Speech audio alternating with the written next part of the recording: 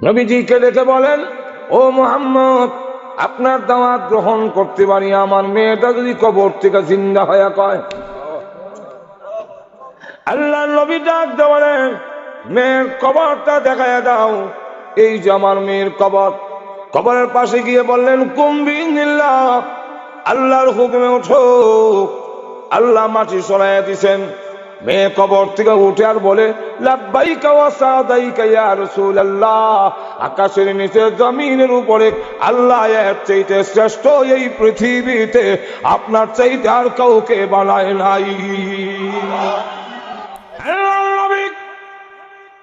আবু জাহলের বাড়ির গেটে গিয়া যখন হাত দিয়েছেন দরজায়, আবু জাহেল তাকে দেখে সমস্ত বাড়িতে ভূমিকম্প শুরু হয়ে গেছে। একজন আরেকজনের দিকে তাকায় আর দেখে বলে, দেখো রে, আবু জাহেল আমাদের বড় লিডার কেমনে দাঁড়াইছে। কোনদিন মূর্তির সামনে এইভাবে দাঁড়ায় না, আর এইভাবে কাঁপতে কোনোদিন দেখিনি। আমাদের সামনে আসলে বলে, আব্দুল্লাহর ছেলে মুহাম্মদকে হ্যান করবে ত্যান করবে। আসলে তো তলে তলে তারা মিল আছে। বলেন, এই লোকটা কি আপনার কাছে কোনো টাকা পাবে? হ্যাঁ, দিয়ে দেন। আবু জাহেল ডাক দিয়ে বলেন, এ মুহাম্মদ, তোমার ডাক শুনে দৌড়ে এসেছি। আমি তো টাকা সাথে নিয়ে আসি নাই, অনুমতি দাও, ঘর থেকে গিয়ে আনবার টাইমটা আমারে দাও। জান চাচা দিলাম, টাকা এনে দিয়ে চলে গেল। সব জায়গায় এসে গেলাম করে বলে, আবু জাহেল, আজকে সব দেখে লেছি। আরে আবু জাহেল, আমাদের সামনে বলো মুহাম্মদ এন করবে তেন করবে, আর মুহাম্মদের সামনে যেইভাবে করজুর হইয়া দাঁড়াইছো। আবু জাহেল আমলে দাঁড়াই নাই, সিবা লিল্লাহ দাঁড়াইছি। আল্লাহর সিবা কি? মুহাম্মদ যখন আমার বাড়ির দরজায় হাত দিছে, সমস্ত ঘরের মধ্যে ভূমিকম্প আরম্ভ হয়ে গেছে।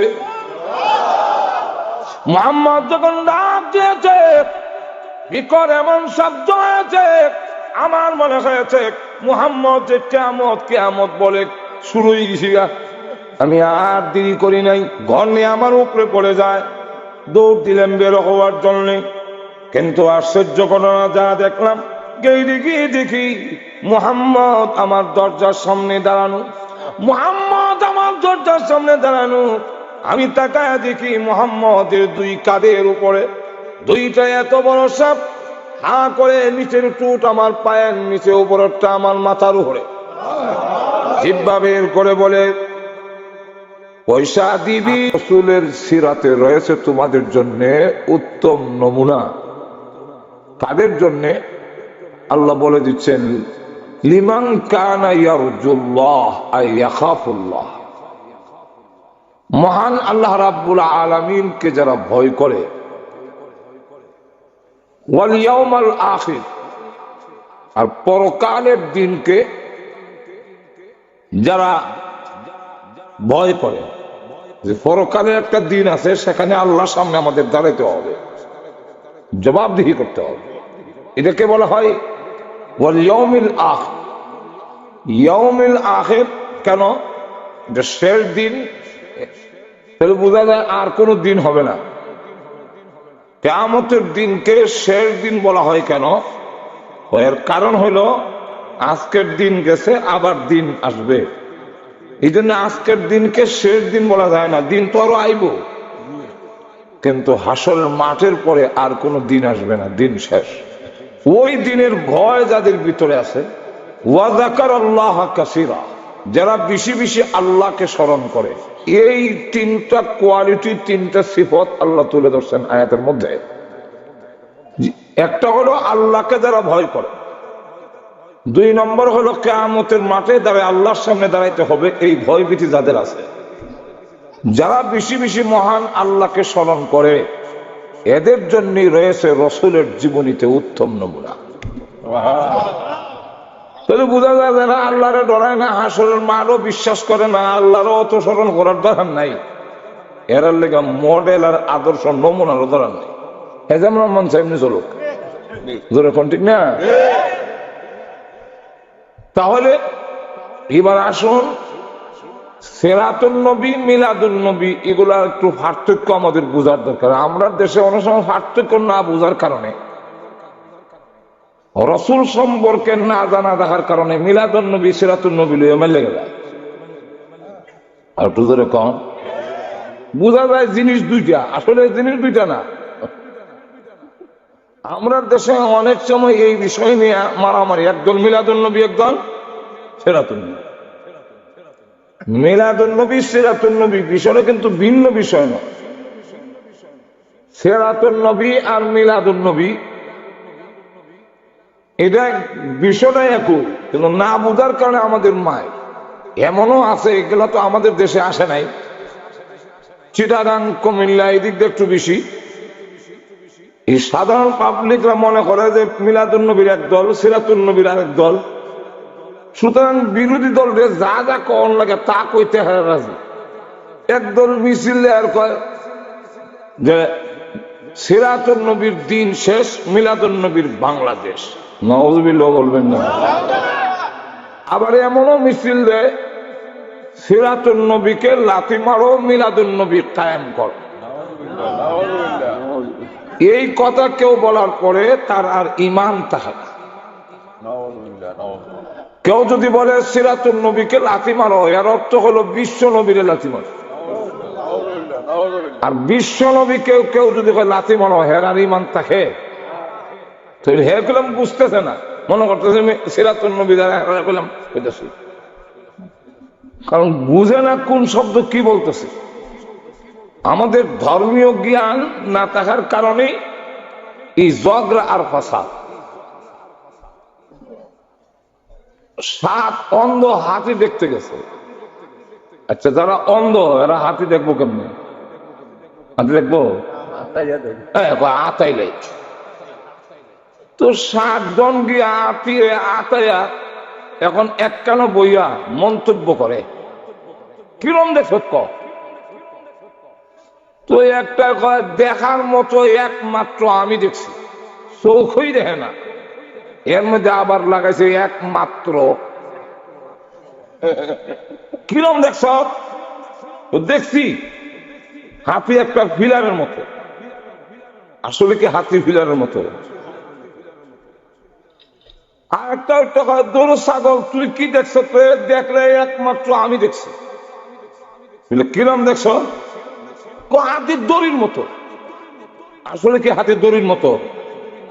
আর একটা দৌড় বকরি, তুই কি দেখছ? দেখলে একমাত্র আমি দেখছি। কিরকম? দেওয়ালের মতো। আসলে কি হাতির দেওয়ালের মতো? আর একটা দূর মেলা, তুই কি দেখছ? দেখলেই একমাত্র হে একমাত্র লাগাই আমি দেখছি। কিরম দেখছ? হাতি কলার শরীর মতো। আসলে কি হাতি কলার শরীর মতো? আর একটা দূর দুম্বা, তুই কি দেখছ? দেখলে একমাত্র আমি দেখছি। কিরকম? হাতি তো কুলার মতো। আসলে কি হাতি কুলার মতো? আর একটা দূর হাগর, তুই কি দেখছ? কুলান দিক দেখছ? দেখলে একমাত্র আমি দেখছি, আমারটাই সঠিক। কিরকম? মূলার মতো। এই নিয়ে কার দেখা সঠিক লাগলো মায়ের। আর অন্ধরা মায়ের করতে গিয়ে তো লাঠি লেগে পাই যেমন লাগে না, প্রত্যেকের হাতে লাঠি আছে, শুরু হয়েছে ভাই ভাই। এখন এই ঝগড়াই গিয়া দেখলো একজন আরেকজনের মাথা বাড়ে লেগেছে, একটা নাক ভেঙে লেগেছে, একটা দাঁত ফেলেছে, একটা ঠ্যাং ভেঙে লেগেছে, একটা হাত ভেঙে লেগেছে। এবার বলেন তো দেখি, এই যে 7 অন্ধ হাতি নিয়ে ঝগড়া আর মারামারি, সবটির মূল কারণ হলো হাতি সম্পর্কে তাদের জানার এবং জ্ঞানের অভাব।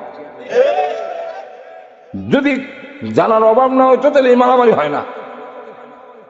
আল্লাহর কি মর্জি, এলাকাতে ব্রাহ্মমান হাসপাতাল, চক্ষু শিবির না মাঝে মাঝে আয়া এই 7 অন্ধ চোখের পর্দা খাইতে দিছে।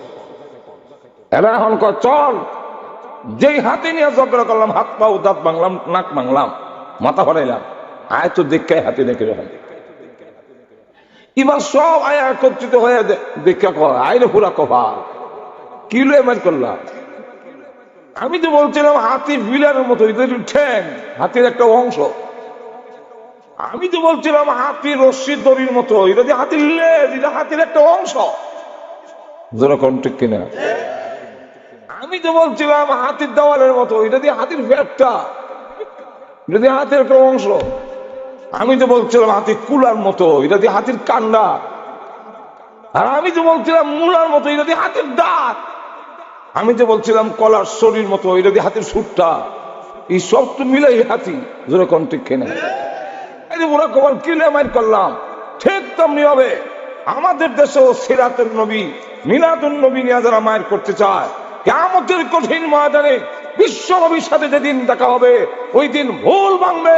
মিলাদুন নবী বলেন, দালাইলুন নবুয়ত বলেন, মুজিজাতুন নবী বলেন, সূরাতুন নবী বলেন, আর ওয়াফাতুন নবী বলেন, সবগুলো হলো সিরাতুন নবীর একটা অংশ, বিশ্ব নবীর জীবনের একটি অংশ।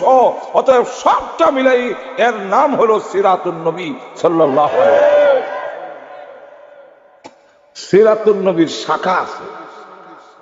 সিরাতুন নবী কাকে বলে আর মিলাদুন নবী কাকে বলে আগে এটা বুঝেন না, আপনারা অসুবিধা হইতেছে।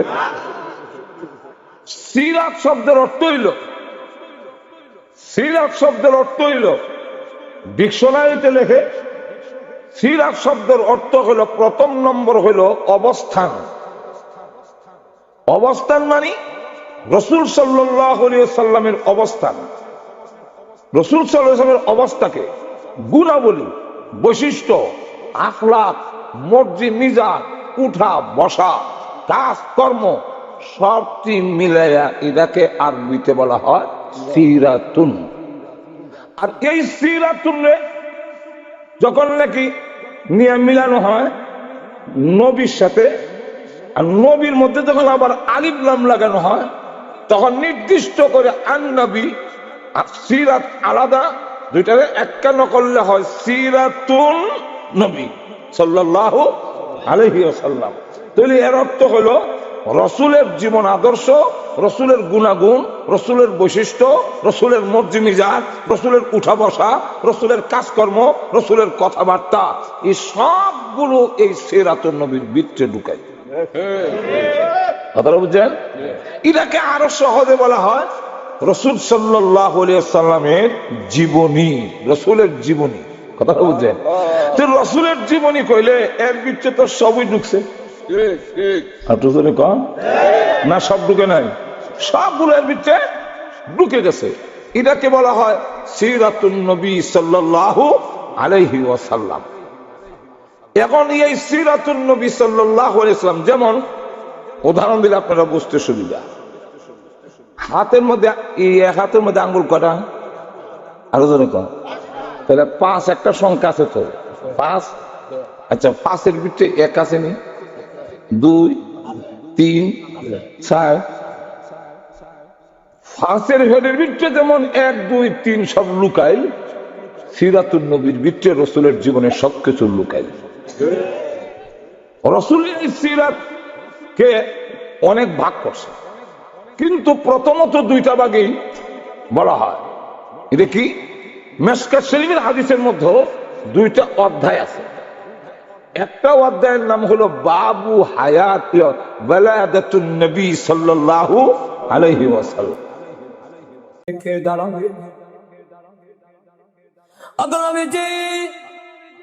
আমি তো আপনার পাশে ছিলাম, আমি বিদায় হয়ে গেলে কাফেররা যদি নির্যাতন করে আপনার দাওয়াতের কাজে বাধার সৃষ্টি করে, কে দাঁড়াবে?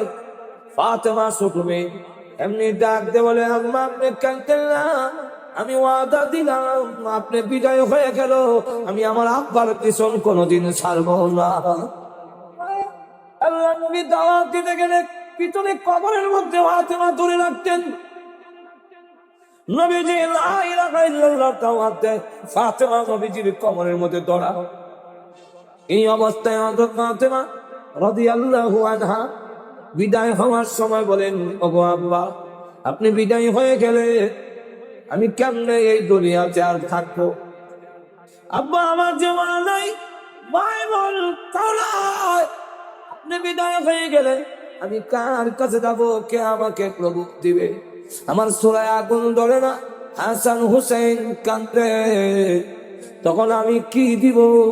আমি কাকে কার সামনে নিয়ে হাজির করব? আল্লাহ নবী বলেন, আমি তোর কথা বলতে পারি না, তোর কানটা দেখ, আমার টুরের উপরে আমি বলবো। টুরের উপরে রাখলে পরে ফাতেমা রাদিয়াল্লাহু আনহার কানে আল্লাহর নবী বলেন, মাগো কান্দিস না, আমি পৃথিবীর থেকে বিদায় হওয়ার পরে তোমার বেশি দিন কষ্ট করতে হবে না। কবরের জগতে সর্বপ্রথম আমার পরিবার এবং আমার সাহাবীদের থেকে সর্বপ্রথম তোমার সঙ্গে আমার দেখা হবে। হযরত ফাতেমা রাদিয়াল্লাহু আনহা কিছু সময় চললে মুস্কি হাসি দিলেন, কিন্তু রাসূল বিদায় হওয়ার পরে এই বিরূপ ব্যথায় যে তিনি শুয়ে পড়লেন, এই যে বিছনায় শুইলেন 4 মাস মতান্তরে 6 মাস হযরত ফাতেমা রাদিয়াল্লাহু আনহা বিছনায় শুয়েছিলেন, আর উঠতে পারেন নাই। এই বিরহ ব্যথা যখন হযরত আবু বকর সিদ্দিক রাদিয়াল্লাহু আনহুকে লক্ষ্য করে বলছিলেন, ওমর রাদিয়াল্লাহু আনহু, হযরত আলী তাদেরকে লক্ষ্য করে ফাতেমা বলেন, ও আবু বকর, আপনিও আমার আব্বাকে রওজা শরীফে রেখে দিলেন। ও আলী, ও ওমর, তোমরা কেমনে আমার আব্বাকে নিয়ে রওজাতে রেখে দিলে? হযরত ফাতেমা কাঁদলো, সব কাঁদলে। ওই ইতিহাস টানতে গেলে দেখা যাবে আজকের এই সময়ে আমার কোলাবে না। সকল কান্দে, সাহাবায়ে কেরাম কান্দলো, কেউ তো আনন্দ মিছিল বের করলো না। অতএব কোন মানুষ ওই 12 রবিউল আউয়ালে আনন্দ মিছিল বের করতে পারে না।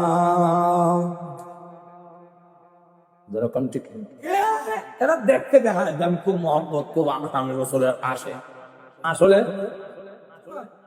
আসলে নাই। আশিক যদি থাকতে সত্যিকারের আশিক রাসূল হইল, যে রাসূলের কথা মানে অহরহ বুজুর্গকে তরমুজ দেওয়া হয়েছে, হুজুর তরমুজ খান। হ্যাঁ, যে মাত্র বলা হয়েছে হুজুর তরমুজ খান, উনি বলেন আমি তরমুজ খাবো না। কেন হইল? তরমুজ খাইলে কি ঠান্ডা লেগে যায়? বলেন না। তরমুজ খাইলে কি আপনার সর্দি করে ফেলে? বলেন না। তো তরমুজ খাওয়া কি না যায়? বলেন না। তা আপনি খান না কেন দিলাম? বলে আমি তরমুজ খাবো না। বলে কেন খাবেন না? বলে আমার রাসূল তরমুজ খাইছেন কিনা আমি জানি না, এবং খাইলে ওনার খাওয়ার পদ্ধতি কি ছিল যতক্ষণ পর্যন্ত আমি জানবো না, আল্লাহ কসম তরমুজ খাবো। এটাকে বলা হয় আশিকা।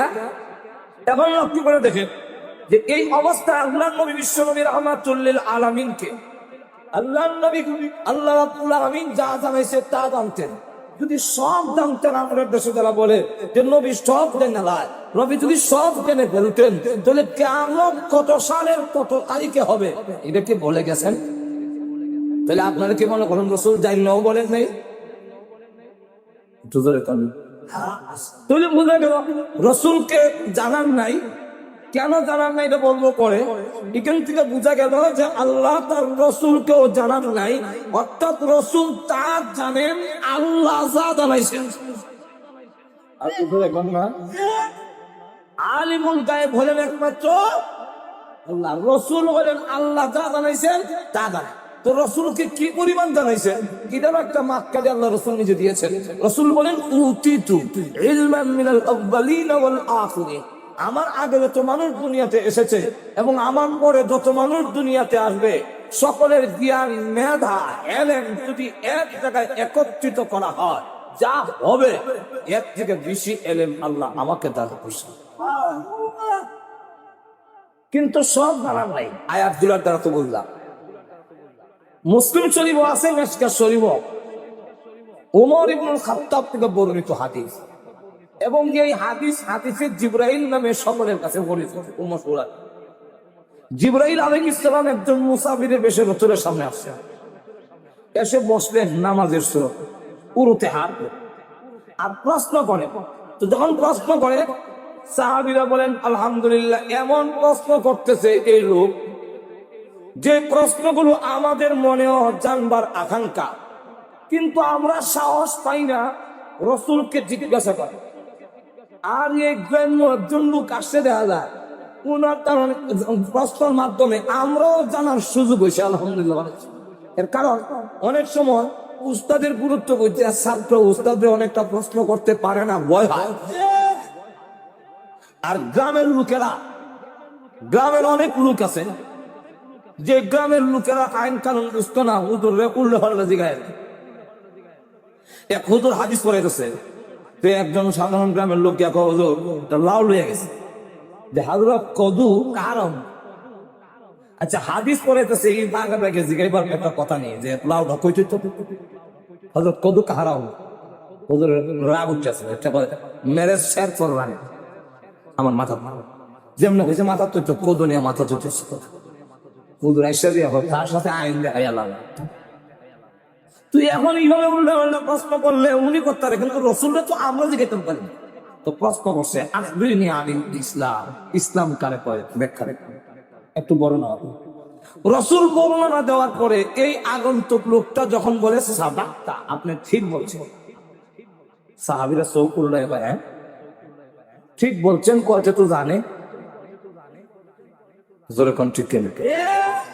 প্রশ্ন করা জানার জন্য খুব সোয়াব, জানার জন্য প্রশ্ন করা খুব সোয়াব, জানার জন্য একটা মাসআলা জানার জন্য। ওই ইমাম সাহেবের দরজার সামনে গিয়ে আপনি দাঁড়াই রইলেন, একটা ঘন্টা যদি অপেক্ষা করেন ইমাম সাহেবের কাছ থেকে একটা মাসআলা জানবেন, কাবা ঘরের হজরে আসওয়াদ পাথর সামনে রেখে শত শত বছর দাঁড়ায় থাকলে যে সোয়াব হইতো এর চাইতে বেশি সোয়াব দেওয়া। জানার জন্য প্রশ্ন করা সোয়াব, কিন্তু আটকাবার জন্য প্রশ্ন করা হারাম। কেন আটকাবার জন্য প্রশ্ন করা হয়? এটা মন্তব্য খারাপ থাকে। কি মতলব?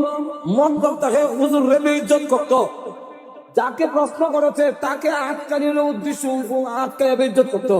সুতরাং কাউকে আটকানোর উদ্দেশ্যে প্রশ্ন করা হারাম, জানার উদ্দেশ্যে প্রশ্ন করা সওয়াব। এখন ওনার কথার দ্বারা বোঝা যায় ঠিক কইছেন, সে তো বোঝা যায় জানে, জান্না প্রশ্ন করে।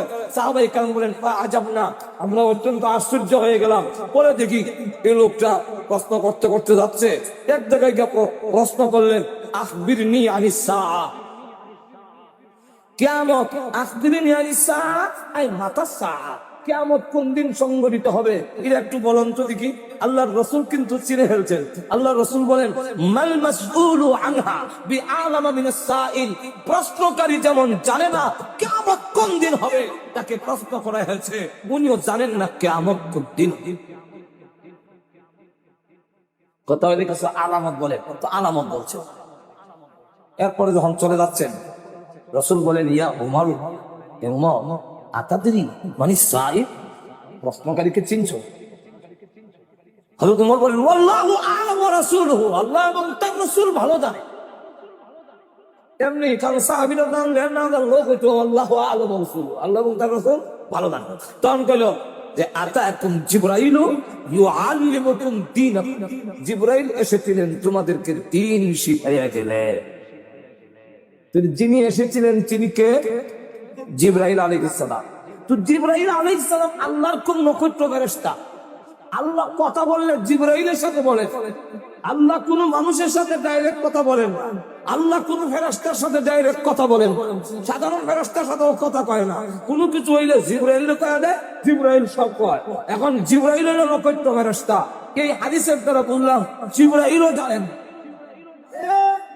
কিয়ামত কোন দিন হবে। জোরে বলতে কিনা? আচ্ছা আরেকটু আগুয়াই সামনের দিকে যাই, আরেকটু অগ্রসর হয়ে গিয়ে দেখি জিবরাইল তো জানেন না, যিনি সিংহায় গু দিব উনি জানেন। ওনার নাম কি?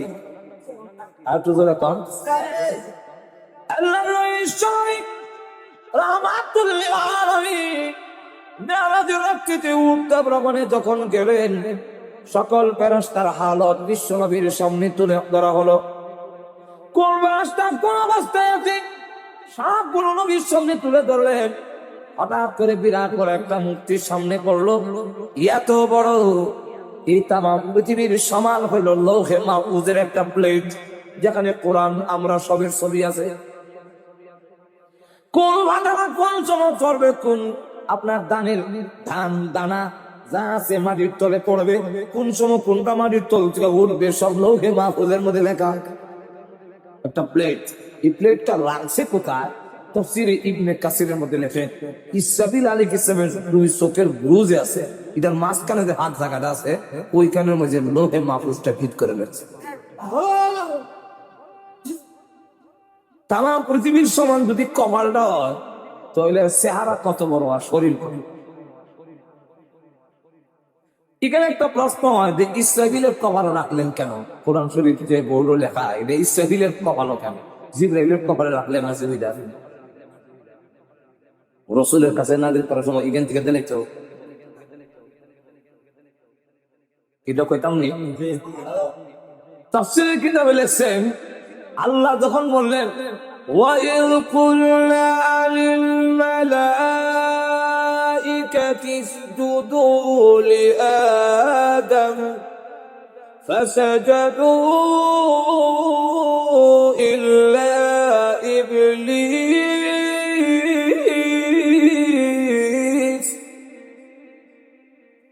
আল্লাহ বলেন আদমকে সিজদা করো, সমস্ত ফেরেশতা ভাষা জাদু সিজদা করলো, কিন্তু সব মুসল্লি ইমাম সাহেব আল্লাহু আকবার কোয়ার পরেও এক সামনে গিয়ে আমার একটু ভালো লাগে না, একটু হলে ব্যস্ত সর্বপ্রথম যিনি সিজদায় পড়লেন, সকলের আগে যিনি সিজদা দিলেন তিনি ছিলেন ইসরাফিল আলাইহিস সালাম। আল্লাহ বলেন তুমি তখন সকলের আগে আমার হুকুমটা মানছো, সিজদায় পড়ে গেছো, যে তোমাকে সম্মান দিলাম, আমার পবিত্র কালাম তোমার কপালের মধ্যে রেখে দেব। তাহলে ইসরাফিল আলাইহিস সালামের কবর কোরআন শরীফ রাখার বলে তো ওনার কি ফায়দা হইলো? ওনার ফায়দা তাফসীরের কিতাবে লেখেন আল্লাহ তার কুদরতির দৃষ্টি দৈনিক 360 বার লৌহে মাহফুজের দিকে চায়, আর এই চাওয়ার কারণে ইসরাফিলের দিকেও আল্লাহ নজর বিরাট। তখন লাভ হয়েছে না ক্ষতি? ইসরাফিল আর মুখের মধ্যে একটা সিংহা লাগানো, এই পৃথিবীর যতটা প্রাণী আছে ততটা ছিদ্র তার সিংহের মধ্যে আছে, ধারণ করে গাঁটটা কাইট করে আমরা খাবো, হাতিও দেয়। আল্লাহু আকবার। ইংল্যান্ডে রানীর বাড়ির সামনে দুইটা পুলিশ কারাটায় ধর্ষণ হয়, জিন্দা না মুর্দা বোঝার কোনো হয়। আমিও গেছি সামনে, আর অনেক মানুষ গেছে, গিয়ে কত চেষ্টা করলাম ফাঁতি দেওয়া গেলে। আমরা আগে ছোট সময় করতাম না বলে হাতি না দিয়ে হাতি আই, কিন্তু এরা এমন ট্রেনিং দেওয়া, এরা সামনে গিয়ে হাতি দেয় না, আবার যায় সময় এরা মুগ্ধ মানুষরা হাত লাগান এই জন্য রানীর বাড়ির ইজ্জত সম্মান 24 ঘন্টা 2 জন পুলিশ বদলায় দাঁড়ায় থাকে, এরা লড়ন নাই। ইসরাফিল এমন হাতি মারে না। আল্লাহ রসুল বলেন ঘুমাই গেছেন কি চাকরিজীবী, মৎস্যজীবী আর এই বুদ্ধি খাদাইয়া খাইলে তাদের আমরা বুদ্ধিজীবী বলি না, এরকম বুদ্ধি খাদাইয়া বিলাইও খায় তো বিলাইও বুদ্ধিজীবী। কেমনে?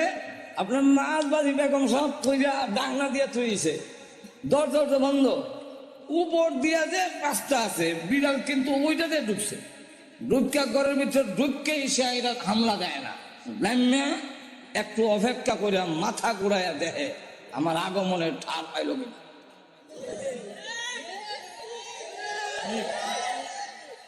এরপরে ডাকনারা হালায় যেই মাত্র একটা আওয়াজ হয় এমনি আবার সাপ, আর আপনার বেগম সাহেবটা দিল দৌড়, আরে আমার ডাঙ্গা হলে দিছে, মাছ মাঝে ফেলিতেছে। দেখবেন আপনার বেগম সাহেব পাক করে আসার আগে আগে বিড়াল আবার আগে কোন দিক দিয়ে বের হতে হবে সেই জায়গা নির্ণয় করে রাখছে, আগেই তাহলে তো বুদ্ধি খাদাইয়া বিড়ালও খায়, তাই বলে কি বিড়াল বুদ্ধিজীবী? বুদ্ধি খাদাইয়া যারা খায় তাদেরকে বুদ্ধিজীবী বলা যায় না, তারা হলো পরজীবী। আর আরেকজনের হয়ে নির্ভরশীল করিয়া তার মেধারে বিক্রি করে খায়। বুদ্ধি হইলে দন হয় না, শিক্ষাগত যোগ্যতা থাকলে দন হয় না। আমাদের দেশে অনেকের শিক্ষাগত যোগ্যতা এমন ব্রিফকেস হইতে জায়গা হয় না, তার সার্টিফিকেট এত, কিন্তু দন নাই। আর আরেক লোকের হাতে কলম দিলে সই করেন, কাগজ মাগজ ছিঁড়ে লেগো, শিলু শিলু দিয়ে বলেছে। আর তো তাহলে কার? তাহলে দন দেওয়া না দেওয়া এটা কার? আরো জোরে আওয়াজ দিয়ে বলেন। আয়াত তো অনেক টাইম নেই, আল্লাহ কোরআনে বলছেন ইন্নাল্লাহা ইয়াবসুতুর রিজকা লিমান ইয়াশাউ ওয়া ইয়াকদির। আল্লাহ বলেন আমি যাকে ইচ্ছা তার রিজিক প্রশস্ত করে দেই, আর যাকে ইচ্ছা রিজিক সংকীর্ণ করে দেয়। ধরে কোন ঠিক কিনা? তো যাদেরকে আল্লাহ দন দিয়েছেন তাদের উচিত কিনা আল্লাহ এই দন দেওয়ার শুকর আদায় করা? আর তো ধরে বেশিরভাগ লোক করে না, বেশিরভাগ লোক করে না। গেল দুই, কটা গেল? দুইটা। তিন নম্বরটা হইল আওলাদ হওয়া না হওয়া, এটাও কিন্তু আমাদের ক্ষমতা নয়, এটা কার? আরো যেরকম আমাদের দেশের বার্থ কন্ট্রোল, জন্ম নিয়ন্ত্রণ, এবারে জন্ম নিয়ন্ত্রণ করবো, বার্থ কন্ট্রোল। দুটি সন্তানই আমি বললাম কিতা যথেষ্ট। আর যে কিছু কইলেন না, আপনার ইজ্জত নষ্ট করার জন্য যদি হয়ে থাকে তাহলে একটাই যথেষ্ট। আর দুজনে কন আরে ভাই মানুষ করতে পারবেন না, তাহলে মানুষ করার কি কারিগর আপনি নিজে? আর দুজনে কন আমাদের দেশের অনেক শিল্পপতি আছে, তার বাচ্চারা খাওয়াইতে খাওয়াইতে পোল্ট্রি মুরগের লাগান সস খাওয়াইতে পারে না, কিন্তু মাথার মধ্যে গোবর ছাড়া কিছু নেই। 7 বার হরাইলেও 100 বক করে না। আর অনেক লোক আছে একক তো খাওয়াইলে আর এক তো খাওয়াইতে পারে না, তার বাচ্চাকে ভালো খাওয়ান দিতে পারে না, কিন্তু 100 বক শিখাইলে 700 বক শিখে ফেলে। যদি বোঝা গেল খাওয়াইলেই ব্রেন হয় না। আপনি আমি মানুষ করার কারিগর নই, মানুষ করার কারিগরকে আল্লাহ তাদেরকে আওলাদ বেশি দিয়েছেন, তাদের জন্য উচিত আল্লাহর শুকর আদায় করা। আবুল আহাবকে দিয়েছেন আল্লাহ রাব্বুল আলামিন যখন তার বিশ্ব নবীকে বললেন, আগো নবীজি এবার মানুষের সামনে তুলে ধরুন লা ইলাহা ইল্লাল্লাহু মুহাম্মাদুর রাসূলুল্লাহ। আমি আল্লাহ ছাড়া কোনো মাবুদ নাই। আবুল আহাব, যে আবুল আহাবকে আল্লাহ দন দিয়েছেন, যে আবুল আহাবকে আল্লাহ রাব্বুল আলামিন মাল দিয়েছেন, সেই আবুল আহাব দুনো হাতে পাথর নিয়ে আল্লাহ নবীর সামনে এসে বলেন, ওগো মুহাম্মদ আপনার আল্লাহ টাল্লাহর কথা আমরা মানি না। জোরে কোন নাউজুবিল্লাহ। আপনার আল্লাহ টাল্লাহর কথা মানি না, মানি না আমরা আপনার আল্লাহর কথা।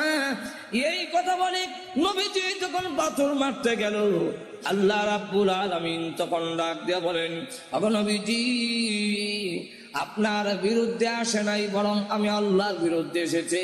অত বড় নিমক কারাম আল্লাহ তার নবীর পক্ষ থেকে জবাব দিয়ে দিলেন।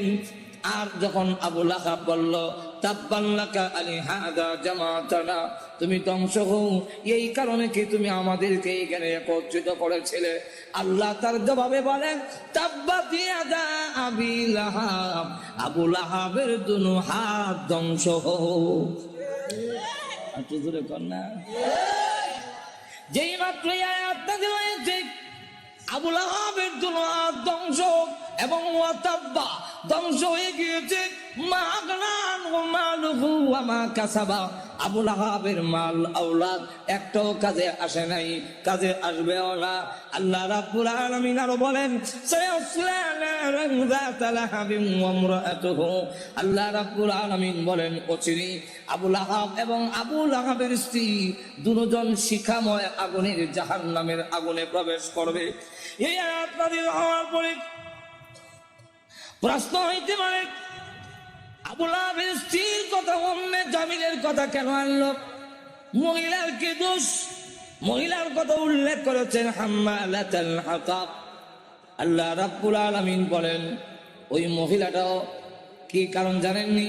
হাম্মালাতুন বহন কর্মেওয়ালি, হাতাবা অর্থ হইল, মুফাসসিরিনে কালাম এর সাথে দুইটা ব্যাখ্যার মিল রেখে মুফাসসিরিনে কালাম বলেন, একটা ব্যাখ্যা হইল লাকড়ি আর একটা ব্যাখ্যা হইল সুগুল করি।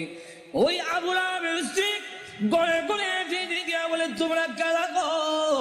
মুহাম্মদ আমাদের ভাতিজা এবং আমার বিয়াই, আমি তার সম্পর্কে ভালো করে জানি, তোমরা তার কাছে যাইও না, সে পাগল, তার কাছে তোমরা যাইবা না। আল্লাহর নবীর বিরুদ্ধে গড়ে গিয়া বলে, মুহাম্মদ পাগল, তার কাছে যাইও না। আল্লাহর নবী ডাক দেওয়ার, প্রভু গো, আমার আপন চাষি এবং আমার আপন লোকগুলো যদি এইভাবে অপপ্রচার করে, আমি দাওয়াতের কাজ কেমনে করব? আল্লাহ ডাক দেওয়া, নবীজি ভয়ের কোনো কারণ নাই, মানুষের দিলের মালিক আমি আল্লাহ। আপনার বিরুদ্ধে যারা গিয়া উস্কানি দিবে এবং বলবে পাগল, এদের দিন আমি আল্লাহ ঘুরাইয়া দিব, অটোমেটিক এরা আপনার কাছে হাজির হয়ে যাবে। ঠিকই দেখা গেল, যাদের কাছে গিয়া বলে মোহাম্মদ পাগল, মোহাম্মদ পাগল, বলে হ্যাঁ, তুই বড় বড় নেত্রী নামছে কেন, নেত্রী নামছে কেন? এতে বোঝা যায় পাগল ও ছোট পাগল না, অনেক বড় পাগল, অসাধারণ পাগল। চলো একটু পাগলটা দেখে আসি। পাগল দেখতে এসে দেখা দেখা আল্লাহ নবীর নুরানি চেহারা এত সুন্দর, খানায় কাবার সামনে দাঁড়ায় কোরআন শরীফ পড়ে, নবীজির চেহারার আলোতে কাবা ঘরের দেওয়াল আলোকিত হয়ে গেছে। না, এই সুন্দর চেহারার লোক কোনোদিন পাগল হতে পারে না। আবার কি জানে পড়ে, একটু শুনি। নবীজির কোরআন তেলাওয়াত এত মধুর তেলাওয়াত, শুনি না, না এই তেলাওয়াত কোন পাগলের হইতে। والشمس وضحاها والقمر إذا تلاها والنهار إذا جلاها والليل إذا يغشاها। পিছন থেকে তারা কর, এই লোক কোনদিন পাগল হতে পারে না, তিনি আল্লাহর পয়গম্বর, কালিমা করে মুসলমান হয়ে। উম্মে জামিল সে বদনাম করে আল্লাহর নবীর বিরুদ্ধে এবং লাকড়ি এনে প্রতিবন্ধকতা সৃষ্টি করে। যখন বাধা দেয়, এই অবস্থায় আল্লাহ রাব্বুল আলামিন বলেন, আবুল আহাবের স্ত্রীও জাহান্নামের ভিতরে প্রবেশ করবে। যেই মাত্র এই আয়াত নাজিল হয়েছে, তখন আবুল আহাবের স্ত্রীও হাতের মধ্যে পাথর নিয়ে কোমর ও কাপড় বেঁধে রসুলের উপরে হামলা করার জন্য খানায় কাবার দিকে যখন ধাবিত হচ্ছে, আবু বকর সিদ্দিক বলেন, ইয়া রাসূলুল্লাহ, ওই দেখেন আপনার চাষিও বিয়াইও উম্মে জামিল, হাতের মধ্যে পাথর, কোমরের মধ্যে কাপড় বান্ধা, এতে বোঝা যায় মহিলা হামলা করবে। একজন মহিলা যদি হামলা করে, ইজ্জত আর তাহে কই। অগণবীজি আবার উনি আপনার মুরব্বী, ওনার ধাক্কা দেওয়া তো যাবে না। আর মহিলা তো এমন এক জিনিস, এমন বিপজ্জনক, ধাক্কা যদি দেন ফিরে বের লেগে, বিপদটা তো আপনার উপরে। আমার তো এমন লক্ষ্য করে দেখেন, উম্মে জামিল সে পাথর লেগে গেছে, রসুলকে মারবে, কেমন হাওয়া। আবু বকর সিদ্দিক বলে, অসুবিধা হইতেছে না তো? আরো অসুবিধা হইতেছে, শেষ করে দেন। আমার লক্ষ্য করে দেখুন, পাথর নিয়ে আল্লাহ নবীকে মারার জন্য যখন গিয়েছে, আবু বকর সিদ্দিক রাদিয়াল্লাহু আনহু বলেন, নবী গো, আপনার চাচি এবং বিয়াই পাথর নিয়ে আসতেছে, আমি কি করি? নবীজি ডাকলেন, আবু বকর, চিন্তার কোনো কারণ নাই, আমি মহান আল্লাহ কোরআন পড়ব, মহান আল্লাহ আমার হেফাজত করবেন। এই বলে রসুল আরম্ভ করে দিছে, ইয়াসিন ওয়াল কুরআনিল হাকীম।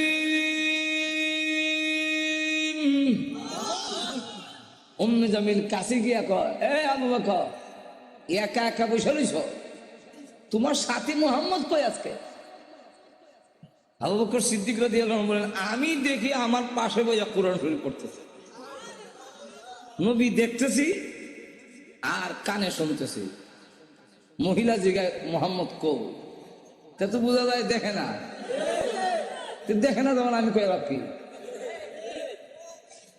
উম্মে জামিল হুমকি দেয়, তার ভাগ্য ভালো, তার কপাল ভালো, পাইলাম না, লুকাই গেছে, লুকাই গেছে, পাইলাম না, ভাগ্য ভালা। আর না আন্দাজ পাইছে না, আমার ডাবল হওয়া, ডাবল হওয়ার মানে দেশ যারা চালায়, এক সর্দারের বউ আমি, আরেক সর্দারের কন্যা। আবু জাহেল আমার বাপ, আবুল আহাব আমার স্বামী। আর ভেঙে ফেলবে ডাবল হওয়া। ডাবল হওয়ার কেমন হইল? সব তোর ভেঙে কোয়া যায় না, বিপদ তো আছে। আমার ডাবল হওয়ার পাইলাম না, তার ভাগ্য ভালা। আবু বকর সিদ্দিক বলেন, আমি দেখি তুই দেখস না, হিরো বুঝলাম না। দেখে যা করছেন ইসলামী প্রযোজনা প্রতিষ্ঠান বেতার বিতান এখন রেডিও এন্ড সিডি সে সেন্টার। যখন চলে গেল, আবু বকর সিদ্দিক বলেন, হুজুর আমি দেখি, সে দেখলো না কেন? আল্লাহ বললেন, আবু বকর তুমি কি কোরআন শরীফ পড়ো না? আল্লাহ রাব্বুল আলামিন আগে আমাকে জানায়া দিয়েছেন, ওয়া ইযা ক্বারাতাল কুরআন জাআলনা বাইনাকা ওয়া الذين يؤمنون بالآخرة حجابا مستورا। হেলো বিয়া, আপনি যখন কোরআন শরীফ পড়ে তখন আপনার আর অবিশ্বাসী বেঈমান কাফেরের মাঝে আমি আল্লাহ হিজাবান মাসতুরা, গোপন পর্দা দিয়া আপনারে ঢেকে ফেলি। রসুল বলেন, আবু বকর গোপন পর্দাটা কি জানো? ওয়াল্লাহু আ'লামু রাসূলুহু, আল্লাহর রাসূল বলেন, আমি যেই দিকে তাকাই সেই দিকেই দেখি অসংখ্য ফেরেশতা আমাকে ঘেরাও করে দাঁড়ায় আছে। আবু জাহেল, আবুল আহাব ক্ষুব্ধ হইয়া দুই ছেলে, রসুলের দুই মেয়ের যে বিয়া করেছিল মনে আছে তো? আর ধরে কন, একটার নাম উতবা আর একটার নাম উতাইবা। রসুল প্রকাশ্য নবী হওয়ার আগে দুই মেয়ে এই দুই ছেলের কাছে বিয়া করে কথা বুঝলেন। এখন সে এই দুইজনের ডেকে দিকে এক বণিকরা যাইতেছে রাস্তা দিয়া, তার আর পানির দরকার, কুস্তে কুস্তে গিয়ে কুয়ার মধ্যে বালতি বাড়াইছে। এমনি আল্লাহ অর্ডার দিল, জিব্রাইল এই বালতির মধ্যে ইউসুফ নবীর বয়ে দাও। যেই মাত্র বসাইছে আর এমনি আর টান দেয়, বালতি দিব বাল লাগে। ওরা যখন দেখে গর্তের কাছে আইতাছে, মুখের কাছে, বোঝা গেল সূর্য গর্তের ভিতর থেকে উঠতেছে। সকলে হয় ইন্না আলিল্লাহ, সূর্য তো আসমান ওঠে, ওখান থেকে গাতার থেকে উঠতেছে। ব্যবহার কি? যেই মাত্র কাছে আইছে এমনি কয়, একটার নাম হইলো বাশির, আরটার নাম হইলো বুশরা। ডাক দিয়া কয়, ইয়া বুশরা হাজা গুলাম। এটা হইলো একটা ব্যাখ্যা। আরেকটা ব্যাখ্যা হইলো, ইয়া বুশরা, হে কি সুসংবাদ, কি আনন্দ দীক্ষা যা, এমন সুন্দর গুলাম জিন্দিগিতে, এমন সুন্দর ছেলে জিন্দিগিতে দেখি নাই, সূর্য সেইটা লাল দেখা যায়। পাইলেছি গুলাম দিয়ে হইলেছি পানি হইতে গিয়া। আর যেই মাত্র ইউসুফ আলাইহিস ইসলামকে কুয়ার বাইরে উঠাইলে, চেহারার আলো ওনার বাবার বাড়িতে গিয়া বাড়ি লাগছে। এই আলো দেখে বড় ভাই ইহুদা দৌড়তে বাড়িয়া কয়, ওই কই আছো তাড়াতাড়ি। আমি কেমনে কি বলি, ইউসুফ রে কুয়ার থেকে তুলে লেছে। কেমনে বুঝলা? আজকা দেখলাম বাড়ির মধ্যে একটা দিনের জিলহির মতো, আর আলোটা বুঝলাম এটা ইউসুফের চেহারার আলো। হ্যাঁ, তখন ওটা এলিয়া যায়, এমনি দৌড়িয়া গিয়ে তারা কয়, এই ছেলেটা আমরা গোলাম, সে ভাগ্য যাওয়ানোর অভ্যাস, এটা আমরা। তো ঠিক আছে, তোমরা যদি নিতে চাও নিয়ে যাও, তবে আমরা কিছু টাকা বসে দেওয়া যাবে। 40 টাকার বিনিময়, কেউ বলেন 20 টাকার বিনিময় বাইরা ইউসুফ রে বুঝলি। এই কম পয়সার মধ্যে বেচলো কেন? অত কম পয়সায় গেল, এইখানে একটা কারণ আছে। আগে দেখুন, খালি শুধু বুঝবার লেগে আনতেছে, তো অনেক সময় লাগে। এখন দেখা গেল ইউসুফ আলাইহিস সালামকে এই কম পয়সায় বিক্রি হইল কেন? মাত্র 20 টাকা। বাক্সিন দারাহিমা মাদুদা। মাদুদা শব্দটা আরবিতে তখন সময়ে টাকা পয়সা গণনের দুই পদ্ধতি ছিল। একটার নাম মাদুদা, আরটার নাম মাজুনা। গণ্যা দেওয়ান আর হলো মাটপা দেওয়ান। তো 20 পর্যন্ত, কেউ বলেন 40 পর্যন্ত কইতো, 1 2 3 4 5 6 7 গন্ত। 40-এর উপরে গেলে আর গণাগানি নাই, মাটপা দাও। তো আল্লাহ কুরআনে বলছেন মাদুদা। এতে বোঝা যায় 40-এর উপরে ছিল না, 40-এর নিচে ছিল। এত কম পয়সায় বিক্রি হলো কেন? কই একদিন ইউসুফ আলাইহিসসালাম নিজের চেহারা পানির মধ্যে দেখা যায়। অনেক সময় তালাবো গেলে পানির মধ্যে নিজের দেখা যায়নি, পানির মধ্যে নিজের দেখা তখন কয়, ওহ অত সুন্দর যদি কোনো গোলাম হইতো, মানুষের কোটি কোটি টাকা কিনলে হইলে। আল্লাহ হতে রাখো, কম পয়সায় বেচা দেখাই দিমু যে সুন্দর হইলে দামি বেশি হয় না, আমি আল্লাহ দামি না করলে। এখন বেচা লাই আর কয় এটা বাঘবার কিছু অভ্যাস আছে, তোমরা হলে নজর রেখো। এটা কয়ে দেওয়ার উদ্দেশ্য হইলো এরা যেন ভালো করে নজর দিয়ে নেওয়া যায়, মাঝখান থেকে পত্রিকা বাইকার না আইতে পারে, বাড়ির জন্য আইতে পারে। তারা হলে যা বান্ধি লাইছে, সামনে বসে মার কবর, হযরত ইউসুফ আলাইহিস সালাম। মার কবরের সামনে দাঁড়াইয়া চোখের পানি ছেড়ে দিয়া কান্দে আর বলে, মা তোমার ইউসুফের হাতে এখন বান্দা, পায়েও বেঁধেছে, আমি যেন দৌড় দিতে না পারি। মার কবরের পার দাঁড়াইয়া যখন কান্দে, তারা একটু সামনে অগ্রসর হয়ে গিয়েছিল। হঠাৎ করে পিছনের দিকে তাকায়া দেখে ইউসুফ নাই। করি বাগার বস্তু ঠিকই আছে, দেখা যায় আয়া দেখে কবরস্থানে কান্দতাম। যাই হোক, এইভাবে যখন মিশরের বাজারে নিয়ে উঠলো, তখন দেখা গেল হিরিক পড়ে গেল কেনার জন্য। কিনতে গিয়া শেষে জুলাইখাও প্রার্থী, জুলাইখার স্বামী হইল ওই দেশের অর্থমন্ত্রী। কি মন্ত্রী? আর টেহার মন্ত্রী, আজিজে মিসির বলা হয়। তো টেহার মন্ত্রী যে এবারের বউ জুলেখা, সেও এই ইউসুফকে কেনার জন্য আসে। শুধু জুলেখা না, হাজার হাজার লোক কেনার জন্য আসে। এবং শুধু হাজার হাজার লোক না, এই দেশের সবচেয়ে বড় ব্যবসায়ী যিনি, তিনিও এই সদাগর। কিন্তু এখন ইউসুফরে কে কিনবে, কার বন্ধক পড়ে? জুলেখা তার স্বামীকে বলল, যে কোনো মূল্যে হোক ইউসুফরে আমার খরিদ করে দিতে হবে, আর না হয় তোমার সংসার করা সম্ভব নয়, তোমার আসল কথা ফাঁস করে দেব। এটা কোনটা? এটা একটা কারণ আছে, কইলাম না, সব কইতে গেলে অনেক লম্বা।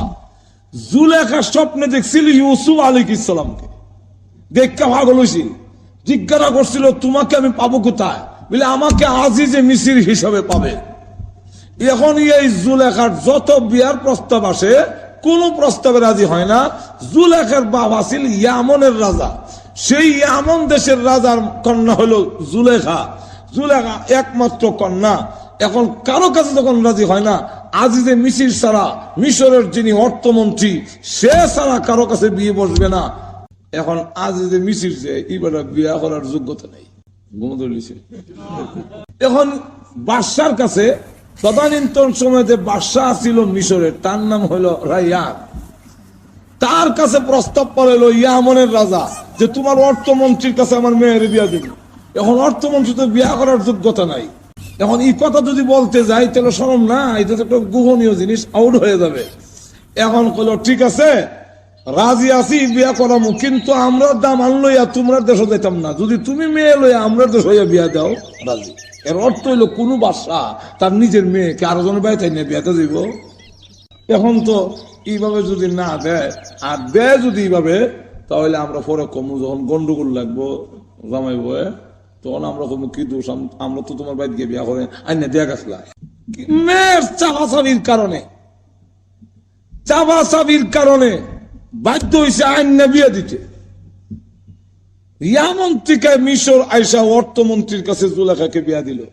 বাসর রাত্রিতে যখন আজিজে মিসিরে দেখলো, দেখা তুমি নো, স্বপ্নে যে দেখছিলাম ইদার ওনার ফের হয় তোমার মিল নেই। যাই হোক, এখন তো বিয়া হয়েছে, চলছে। ওই আজিজে মিসির রেখো, তুমি আর যদি সবকিছু ফাঁস না করন লাগে আর আমার তাপন লাগে, এই গোলামটা কিনা দাও। এখন পড়ছে মহাবিপদ। বাদশার কাছে দিয়া কইল যে আমার তখন অর্থমন্ত্রী সব,